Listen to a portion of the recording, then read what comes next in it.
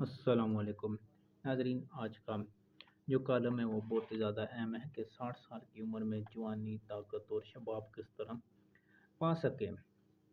میری عمر 60 سال ہے۔ 43 سال سے جریان، سرات اور انزال کا مسئلہ تھا۔ میں نے ان بیماریوں کا بہت علاج کروایا مگر کہیں سے بھی مستقل آرام نہ مل سکا، بلکہ کمزوری کی وجہ سے اور مسلسل ادویات کے استعمال سے گزشتہ 7 سال سے دماغی کمزوری کی بھی شکایت ہو چکی تھی، جو دن بدن بڑھتی چلی جا رہی تھی۔ نومیدی اور مایوسی چھائی جا چکی تھی۔ ایک دن آپ کی روحانی محفل میں جسمانی کمزوری اور پوشیدہ امراض سے نجات کے لیے ایک ٹوٹکا آپ نے بتایا۔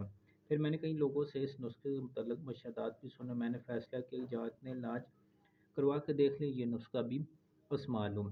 ناظرین، میں وہ نسخہ آپ کو بتاتا ہوں، آپ ان کے مزید فائدے سنیں کہ تقریباً وہ لکھتے ہیں کہ 2 ماہ سے یہ نسخہ جاری ہے۔ الحمدللہ 43 سال پرانی بیماریاں اور مسائل صرف 2 ماہ میں 60% تک ختم ہو چکے ہیں۔ جس تیزی کے ساتھ سیریاب اور امید ہے کہ انشاءاللہ چند اگلے ہفتوں میں ان بیماریوں کا نام و نشان باقی نہیں رہے گا۔ مزید وہ لکھتے ہیں قوت باق کی کمزوری میں بھی حیران کن فائدہ ہوا، یعنی کہ 60 سال کی عمر میں اب 35 سال کے جوان جتنی طاقت ملی ہے۔